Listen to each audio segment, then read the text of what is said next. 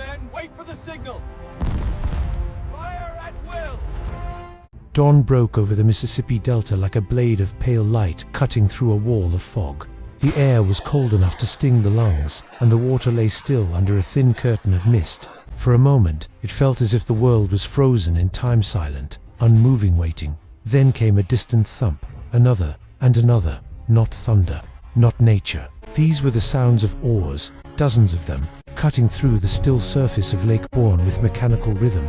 Something enormous was coming, something deadly, and the small American flotilla stationed in the lake knew exactly who it was. The British Royal Navy, undefeated across the oceans for centuries, had arrived to carve a path straight into New Orleans. Their mission was simple: break the American resistance on the water, march into the city, and seize control of the Mississippi River. Whoever owned the river owned the South, and if the South fell, the rest of the nation could collapse with it. In front of this unstoppable monster stood only a handful of American vessels, 5 small gunboats, a few schooners, and a collection of river sailors and militia who had never faced anything like the force now sliding across the water toward them. The man responsible for stopping the British advance was Commodore Daniel Patterson. He had no illusions about the odds. The British outnumbered him in men, in guns, in experience, in every measurable category. But Patterson had one advantage. He knew these waters better than any British commander ever could. Lake Borgne was narrow, shallow, and treacherous. Big British warships couldn't enter, so Patterson positioned his gunboats in a defensive arc across the lake, blocking the only channels where longboats could pass. It was a desperate plan, but desperation was all he had. The Americans had spent the night preparing for the inevitable fight. Men checked powder stores, loaded cannons, sharpened axes and boarding hooks. Some tied bits of rope around their wrists as crude grips to keep their hands steady. Nobody talked loudly. They didn't need to. Every man understood what dawn would bring. If they failed, New Orleans would fall. And if New Orleans fell, there would be no South left to save. As first light pushed back the darkness, a lookout on gunboat No. 5 suddenly shouted, "Boats approaching, east side." Patterson lifted his spyglass, and there they were. British longboats, not 10, not 20, but 40, maybe more, packed with soldiers' red coats glowing faintly in the dawn, armed with muskets, pikes, grenades, and cold determination. The British were rowing fast, the bow waves curling away from their hulls like white fire. The Americans gripped their cannons and muskets tighter. "Stand by to fire," Captain Jones whispered on gunboat No. 156. Silence stretched, heavy and thick. Then boom, gunboat No. 5 unleashed the first shot. The recoil rocked the small vessel violently, but the shot tore forward across the water. It smashed into the side of a British longboat, splintering wood, knocking oarsmen backward, sending 2 Marines into the cold lake. The British line faltered for only a second, then surged forward again. The Americans began firing in rhythm. Cannon smoke filled the air, drifting across the lake like low clouds. The thunder of guns rolled back and forth, echoing off the marshland. Water erupted into plumes as cannonballs struck. Some longboats shattered instantly. Others pressed forward, their crews drenched and screaming but refusing to stop. Musket fire began crackling as the British rowed closer, bullets pinging off American hulls. Gunboat No. 23 fired a shot at almost point-blank range, blowing a hole straight through a British boat and flipping it in the water. Men spilled into the lake, struggling, some sinking immediately under the weight of their gear. Another American shot ripped an oar line apart, throwing the British Marines inside into chaos. But the British were like a swarm. For every boat shattered, 2 more pushed through the smoke. Their officers shouted commands, driving their men forward with brutal discipline. As the distance closed, British musket volleys raked across the American decks. An American sailor on gunboat No. 5 dropped instantly, his chest torn open. Another man crawled behind a cannon, bleeding heavily from the shoulder but refusing to abandon his post. The lake had become a cauldron, smoke boiling, water churning, men screaming, oars snapping, cannons roaring. Splinters exploded off wooden hulls. Flame and noise collided in every direction. Yet the Americans held the line, firing again and again, refusing to yield. Captain McKeever on gunboat number .162 shouted orders through the chaos. "Reload, aim low, keep firing." His ship reeled under musket fire, but the crew kept their composure, sending shot after shot into the approaching boats. Still, the British kept coming. One British longboat reached within 20 yards of gunboat No. 23. Muskets flashed like sparks in the dawn. American sailors dropped to the deck or scrambled behind barrels and gun shields. Splinters flew off the mast. A British officer stood in the bow of his boat, aiming a pistol directly at the American captain, but before he could fire, a well-aimed American musket ball tore him backward into the water. It didn't matter. More longboats filled the gap.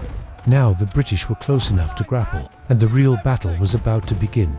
The moment the first British longboat slammed against the hull of gunboat No. 23, the sound was like bones snapping. Hooks flew up and latched onto the railing iron claws, locking the two vessels together. British Marines roared as they climbed, boots slamming against wet wood. Muskets slung on their backs, cutlasses raised high. The Americans braced themselves. There was no time to reload the deck guns, no time to reposition. This had turned into a close-quarters brawl. The first British Marine to clear the rail barely had time to shout before an American swung an axe downward, striking him across the shoulder. The man toppled backward into the water with a splash. Another climbed up, stabbing with a bayonet steel tip, scraping sparks across a cannon barrel. The Americans grabbed boarding pikes and shoved back with everything they had, the two forces colliding like storm waves. Gunboat No. 23 staggered under the weight as more British climbed aboard. Pistols cracked. Smoke curled into the air, mixing with sweat, gunpowder, and blood. A British sergeant yelled, "Push forward, take the deck." But the path was narrow, slippery with water and shattered timber. Men slipped, grappled, swung, shouted, and bled within arm's reach of each other. On gunboat No. 156, Captain Jones watched the melee erupt on the ship beside him, but his own troubles were seconds away.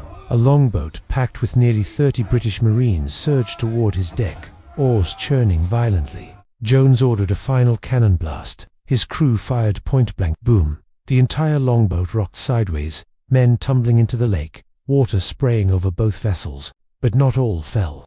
Several British Marines, soaked and furious, still managed to grip the American hull. Boarders coming up starboard, a sailor shouted. Jones grabbed a cutlass and moved to the rail. The first British Marine lunged upward. Jones slashed downward, and the blade bit deep. Another boarded, then another.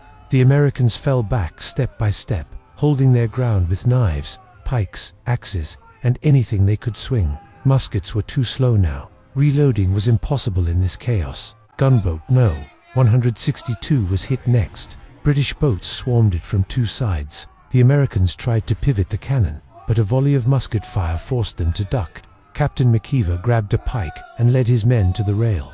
The British Marines climbed like demons, shouting war cries that drowned out the sound of the oars behind them. The clash was instant, steel slamming into steel, boots pounding the deck. A British officer leaped onto the gunwale and fired a pistol into the crowd, dropping one American instantly. Before he could reload, a sailor smashed him across the face with a belaying pin, sending him into a heap on the boards. All across the line, the lake erupted into full-scale chaos. British longboats jammed together as they reached the American blockade, creating a floating mass of hulls, oars, and bodies. Some British climbed from one boat to another, then onto the gunboats. Others were shot before they reached the rail. Some fell into the cold water and vanished beneath the churned waves. The Americans fought with desperation, slamming cannon rammers into helmets, swinging tar-coated ropes like clubs, firing pistols at point-blank range. The smoke thickened until visibility dropped to only a few feet. The sounds were overwhelming: gunshots, screams, splintering wood, and the ceaseless roar of men fighting for their lives. On gunboat No. 23, Lieutenant Kerrigan found himself surrounded. 3 British Marines pressed him backward. One swung a cutlass, and Kerrigan barely blocked with the metal shaft of his pike. Sparks flew. He thrust the pike forward, catching one Marine in the chest. Another lunged. Kerrigan stepped back. Canda's boots slipped on the blood-slicked deck. A bayonet came within inches of his throat before an American sailor tackled the attacker from the side, both rolling hard across the boards. On the opposite end, a British grenadier lobbed a small explosive onto the deck. It skittered across the planks. "Grenade!" someone shouted. Men dove. The blast boomed, ripping open part of the railing, sending splinters and debris into the air. Ears rang. 2 Americans lay unmoving, but still they fought on. Captain Jones on gunboat No. 156 realized the British numbers were simply overwhelming. "Fall back to the quarterdeck," he shouted. His men retreated, forming a tight defensive circle. British Marines advanced through the smoke, cutlasses dripping. Jones fired his pistol and dropped one. Another came forward. Jones parried a blade, sparks flying. The British Marine punched him hard in the ribs, forcing the wind from his lungs. Jones stumbled but managed to stab his attacker with the broken bayonet of a fallen sailor. There was no time to breathe. 3 more British Marines climbed aboard behind him. On gunboat No. 162, McKeever saw his deck turning red. The British pushed relentlessly. He tried to rally his men, but cannon fire from a British boat struck the hull, shaking the entire vessel. Men fell. Several British Marines poured over the side. McKeever fought like a man possessed. He swung his sword, knocking helmets aside, kicking attackers off the rail. But the tide was against him. The Americans were outnumbered 10 to 1. The British knew it. The Americans knew it, but no one surrendered. In the middle of the lake, the battle had become a sprawling, violent brawl. British longboats slammed together. American gunboats drifted as ropes snapped. Smoke rolled across the water like fog from a nightmare. Men fought on split decks, on half-destroyed platforms, even waist-deep in the water while clinging to hulls. Then came the worst moment. A British officer shouted, "Grapple, all vessels, take them whole." Longboats hooked onto gunboat No. 23 and No. 156 simultaneously. British Marines climbed in droves. The decks disappeared beneath a flood of red uniforms. Gunboat No. 23 finally cracked. Its crew pushed back to the mast. One sailor, refusing to surrender, hurled himself at the grappling lines and cut them loose before being cut down by 3 bayonets. The British poured over the side again. The Americans were nearly overwhelmed, but still gunboat by gunboat they refused to abandon the blockade. The lake became a floating graveyard, and yet the fight was far from over. The smoke over Lake Borgne had grown so thick it looked like a low-hanging storm cloud. The sun struggled to pierce through it, turning everything a dull, bruised grey. Gunboat No. 23 was barely holding together. Its deck smashed, rails shattered, and bodies both American and British strewn across the planks. The British Marines pressed forward relentlessly, their numbers swelling with every longboat that arrived. The Americans were exhausted, bleeding, and soaked to the bone, yet they stood shoulder to shoulder, refusing to give an inch. Captain Jones on gunboat No. 156 shouted orders with what voice he still had left. His uniform was torn, his left hand wrapped in a makeshift cloth after blocking a cutlass earlier, but his eyes burned with determination. From where he stood, he could see more British boats closing in, boats filled with hundreds of Marines, sailors, and officers eager to finish the battle and clear the way to New Orleans. Jones knew what defeat meant. The city would fall. Thousands of civilians would be at the mercy of the British Empire, and the war itself could end in disaster for the United States. A sudden musket volley cracked from the nearest longboat. Bullets tore across the deck. 2 Americans fell instantly. Jones ducked behind a shattered bulkhead as splinters flew around him. The British boats rammed into the starboard side, and more Marines swarmed up the ropes. One grabbed the rail but was immediately struck down by an American swinging the butt of a musket. Another climbed, slipping on blood, yet pushing upward with rage in his eyes. The moment he reached the deck, the 2 sides collided again in a violent clash of metal and bone. Down the line, gunboat No. 162 was surrounded. British longboats circled it like wolves closing in on a wounded animal. Captain McKeever ordered the last working swivel gun to fire. His crew loaded it with whatever scrap they could find: nails, bolts, fragments of metal. The blast was deafening. The British longboat that took the hit was torn open, its front half splintering as men screamed and fell into the water. But it wasn't enough. 3 more longboats hooked onto the ship. British Marines poured over the rail, slipping, shouting, stabbing. McKeever fought with the fury of a man who knew he would not live to see the end of the day. He swung his cutlass, parrying blow after blow. He blocked a bayonet with his forearm, blood immediately running down his sleeve, then stabbed the attacker through the chest. Another Marine grabbed him from behind, and the 2 struggled violently before falling hard to the deck. The sound of boots thudding against the wood grew louder and louder until the deck was overrun. McKeever's men were overwhelmed. Even so, some kept fighting on their knees, refusing to give up. As the battle raged across all 6 American gunboats, the silence of the lake was replaced by a symphony of terror musket fire. Sword clashes, shouted orders, wounded groans, and the thunderous splashes of bodies falling into the water. Smoke drifted between the ships like a living thing, twisting around masts and swallowing silhouettes. Gunboat No. 23 had nearly fallen. British Marines had cornered the last dozen American defenders near the broken mainmast. Lieutenant Kerrigan, barely standing, blood dripping from his forehead, raised his cutlass once more. "Hold the line," he yelled, though his voice cracked from exhaustion. The British Marines advanced with grim determination. One lunged with a bayonet. Kerrigan dodged, barely. Another swung a cutlass, and Kerrigan blocked, but the force knocked him to one knee. As the blade rose for the final strike, a young American sailor threw himself onto the British Marine, tackling him sideways. Both men crashed against the rail and tumbled into the lake. Kerrigan tried to rise, but his body refused to obey. The world spun round him. A British Marine stepped forward, blade drawn, but the Marine hesitated, seeing Kerrigan was barely conscious. Instead of killing him, he pointed with the tip of the blade and shouted, "Surrender." Kerrigan, breathless and broken, finally let the sword slip from his fingers. It clattered onto the deck as everything went dark. Back on Gunboat No. 156, Captain Jones made his last stand. His deck was a maze of bodies, shattered wood, and smoke drifting low like fog. The British had boarded from three sides now. Jones looked around. No more than a handful of his men still stood, yet none backed away.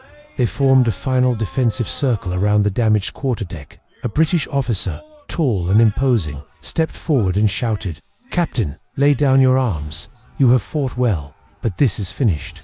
Jones wiped blood from his face, steadied himself, and took one last look at his men, the sailors who had given everything. He knew the battle was lost, but not the war, not the mission. Their resistance had delayed the British fleet, slowed their advance, bought precious time for General Jackson and the defenders of New Orleans. Jones dropped his cutlass. The metallic ring echoed across the deck. One by one, the remaining American sailors followed, lowering their weapons. For a brief moment, the lake fell silent again. The British Marines ceased their shouting. The smoke drifted upward. The wounded groaned softly. The water lapped gently against the hulls of the ships, almost peaceful. Despite the horrors above, the Battle of Lake Borgne was over. Every American gunboat had been captured or disabled. The British had taken the lake, but at a cost far heavier than they expected. Hundreds of their men lay dead or dying in the water. Their boats were damaged, their forces exhausted. What should have been a quick sweep into the delta had turned into a brutal, bloody struggle that took hours and drained their strength. But most importantly, the Americans had delayed them long enough, because while the British were fighting tooth and nail for every inch of Lake Borgne, General Andrew Jackson and thousands of American defenders were fortifying New Orleans, preparing trenches, batteries, barricades, and artillery positions. Had the British broken through the lake icily, they would have reached the city before Jackson was ready. But because of Jones and his sailors, they arrived too late. The U.S. Navy's sacrifice at Lake Borgne directly set the stage for the American victory at the Battle of New Orleans, one of the most decisive victories in U.S. military history. Their stand, brutal, hopeless, and heroic, saved the American South.